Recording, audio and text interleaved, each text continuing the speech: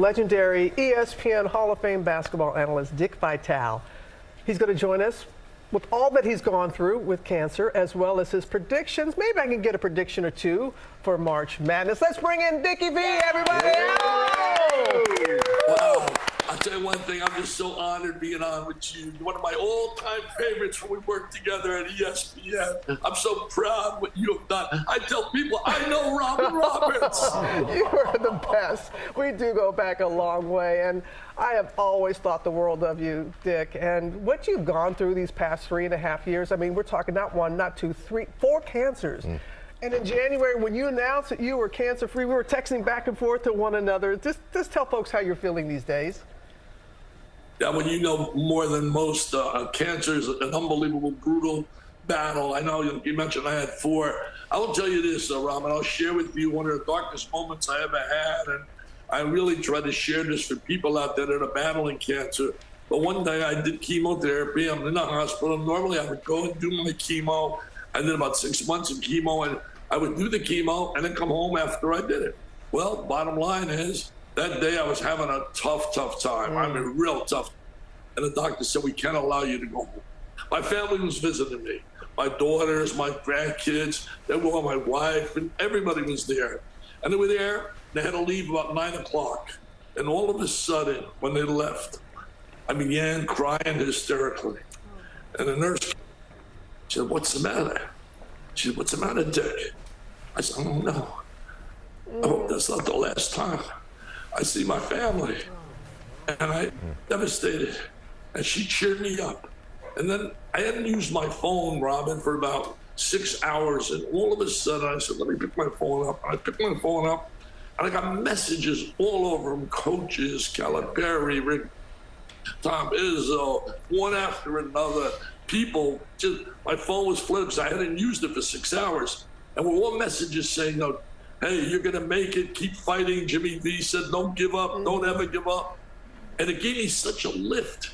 It gave me such a lift that I said, you know what? I'm going to beat this. I'm going to beat this. I'm not up. So my message to all you people, if you know someone that's battling cancer, send them a message. Send them a prayer. It means so much to them. And you cancer patients, remember this. Always think positive and have faith. Oh, you said it so very well. And how did you feel the love at that ACC championship game, closing out your abbreviated broadcast season after nearly 2 years? You wanted to be there. That meant so much for us. What did it mean to you, Dick? It meant so much. I'll tell you one thing, Robin.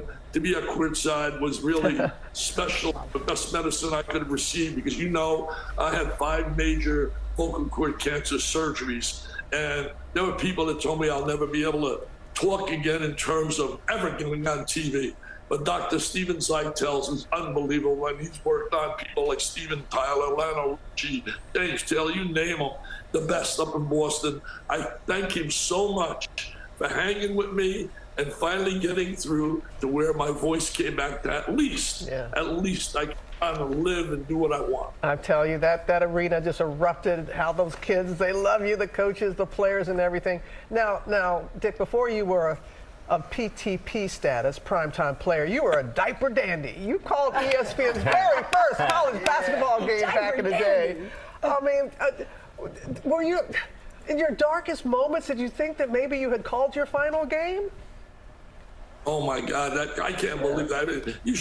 That was December 5, 1970, doing that first game, and 45 years later, I'll tell you this, Robin, I don't feel I've lost any energy. I'm 85. I act like 21. Girls tell me all the time, my grandkids, and I really just love life, and I love people. I love people, and we got a tournament going on now, and I know in the women's side, it's really interesting because when you look at the women's basketball bracket, you got 2 teams there. For example, I think that Connecticut is going to get by Southern Cal because they're playing without the superstar Juju Watkins. And I think they'll beat them. And I look on the other side, I think we're going to see Texas Christian beat Texas and move on and join UCLA, number 1 overall pick, and Dawn Staley's team with South Carolina. My feeling is when it's all said and done, I think Paige Beckers takes Connecticut to meet Miss Daly, and I think that Daly, and I'll tell you this, I think South Carolina with Dawn, who's unreal. Yes. She's won 3 national.